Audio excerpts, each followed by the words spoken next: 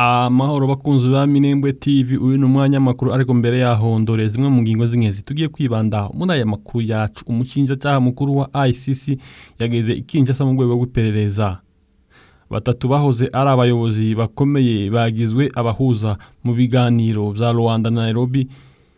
Naho General Muhoozi ashinja umugore wa Kizza Besigye gushaka gusenya urugo rwa Perezida Museveni. Pasiteri yakubise abagore babiri barakomereka mu kubakuramo amadayimoni. Ikaze n'amakuru mwateguriwe kandi mugiye kugezwaho na Nkunda Yohana Dusera. Amakuru yacu reka tuyahere mu mujyi wa Kinshasa.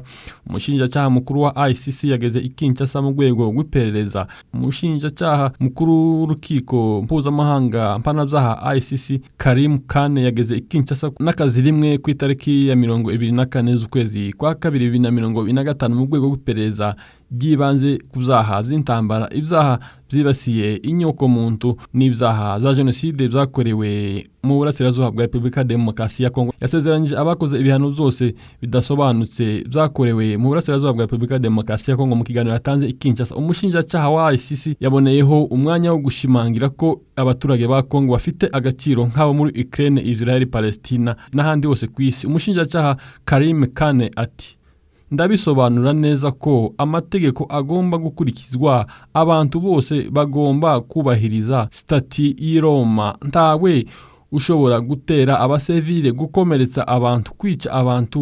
Muri iki gihe niho dushobora kureba niba amategeko mpuzamahanga ashobora gushyigikira icyifuzo cya RDC, kandi ubwo nibwo buryo ukurikizwa mu mategeko. Abaturage ba DRC bafite agaciro nk'ubw'abandi aho bari hose ku isi. Mufite agaciro nk'abaturage ba Ukraine na Israel na Palestina. Yakomeje agira ati: kimwe n'ahandi hose ku isi duhangayikishijwe cyane n'ibibera muri DRC, kandi tuzi ko ibintu cyane mu burasirazuba bwa DRC biteye impungenge cyane. Abantu babarirwa mu magana barapfuye, abandi barakomereka, kandi ubutumwa bugomba guhura rwose. Umuntu uwo ari we wese witwaje intwaro, ingabo iyo ari yo yose, abafatanyabikorwa n'imitwe yitwaje intwaro ntabwo bafite uburenganzira, bagomba kubahiriza amahame mpuzamahanga n'amategeko. Yagaragaje gahunda y'akazi muri iki gihe ari muri DRC, aho yatangaje ko azobana na Perezida wa Kongo Felix Tshisekedi hamwe n'abagize guverinoma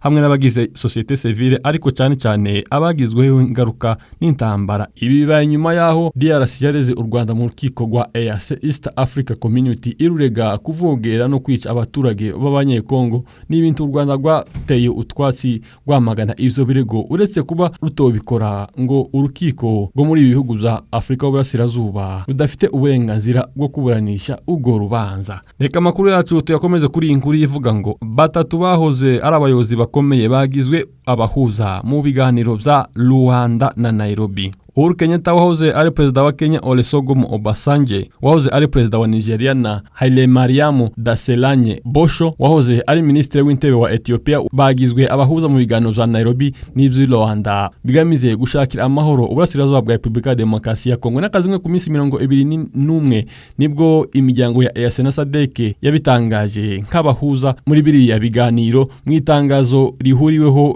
yasohoye. Kenyatta wari usanzwe ari umuhuza mu biganiro bya Nairobi n'abagenzi be bagenwe nyuma y'ibiganiro biheruka guhuza abakuru b'ibihugu bigize iriya miryango yombi. Mu nshingano bazaba bafite harimo kugenzura iyubahirizwa ry'agahenge hagati y'ihuriro ry'ingabo za Repubulika Demokarasi ya Kongo n'abo bahanganye umutwe wa M23 muza bikorwa mu bikorwa z'ubutabazi, ndetse no guherekeza impande zihanganye mu biganiro byo kugira ngo bagere ku muti uranze w'amakimbirane aranze. Perezida wa DRC Felix Tshisekedi yagiye ahakana ko atazaganira na M23, abita umutwe w'iterabwoba. Ni mu gihe M23 bivuga ko ikomeje intambara mu gace ka Uvira. Reka amakuru yacu tuyakomeze muri Uganda. General Muhoozi ashinja umugore wa Kizza Besigye gushaka gusenya urugo rwa Perezida Museveni. General Muhoozi Kainerugaba, umugaba mukuru w'ingabo za Uganda akaba n'umuhungu wa Perezida Yoweri Museveni, aherutse gutangaza amagambo akomeye kuri Winnie Byanyina, umugore wa Dr. Kizza Besigye. Mu butumwa yanyujije ku rubuga rwe rwa X Twitter, Muhoozi yashinje Banyima kugerageza gusenya urugo rwa se mu myaka yashize. Ibi byatangajwe nyuma y'uko Byanyina avuze ku mubano we na Perezida Museveni wari usanzwe ariko utari ngombwa ko byo mu biganiro za politike. Muhoozi yahakanye ibi avuga ko Byanyina yagerageje gusenya urugo rwa Rwasa Banyima ayobora ishami rya Loni rishinzwe kurwanya sida UNSAID yamenyesheje ko ari kwandika igitabo kizagaruka ku mubano we na President Museveni. Ibi yabivuze mu gihe yasubizaga ikiganiro cyabereye kuri NBC TV aho umunyamakuru Andrew Mwenda yagarutse ku mubano we na Museveni aho kuvuga kwifungwa rya Dr. Kiza Besigye. Banyima yaburiye Muhoozi guhagarika gutanga amakuru atari yo ku mubano we na Museveni, avuga ko niba akomeje azashira ahagaragara ibimenyetso simusiga by'ukuri. Yongeraho ko yifuza ko ikibazo kirangiriraho ariko ko icyemezo kiri mu maboko ya Muhoozi. Uku guterana amagambo bibaye mu gihe Dr. Kiza Besigye umugabo wa Banyima afungiye kuva mu kwezi kwa 11/2024 ashinjwa gutunga intwaro mu buryo bunyuranyije n'amategeko no kugerageza kugura intwaro mu mahanga. Nubwo bimeze gutyo, izo ashinjwa zafashwe nk'impamvu za politike cyane zaje mbere y'amatora ateganyijwe muri Uganda umwaka utaha. Reka amakuru yacu tuyasoreza muri Kenya. Pasiteri yakubise abagore babiri barakomereka mu kubakuramo amadayimoni. Muri Kenya muri kaunti ya Bomet abagore babiri witwa Mercy Rono w'imyaka 38 y'amavuko na Mercy Koretiche w'imyaka 30 bakubiswe na pastori mu rusengero basengeramo, arabakomeretsa cyane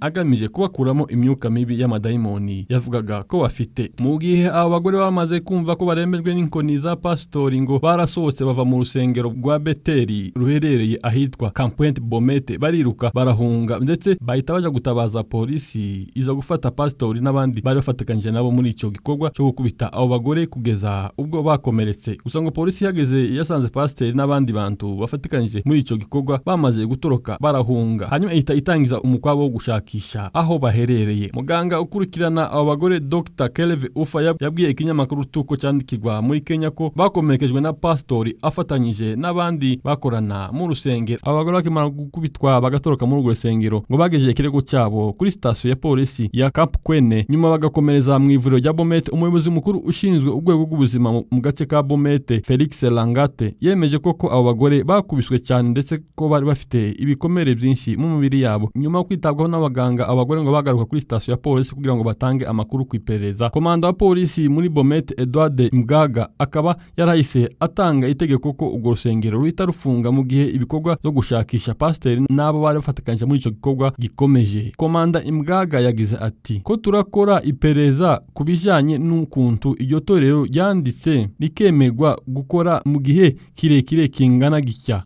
mu gihe raporo nyinshi itanga zigaragaza ko abayobozi bago hari abagore. Uku gukubitwa kw'abagore ndetse bagakomezwa na pasiteri avuga ko aha bakuramwo imyuka mibi y'amadayimoni zarakaje bamwe mu baturage baturiye urwo rusengero ndetse batangira guhiga ko bazahita barusenya niburamuka rwemerewe gufungura imiryango yago ngo rukore. Wakoze kubana natwe muri umwanya w'amakuru. Nimba utakora subscribe yikore uzozubona amakuru yacu ku gihe.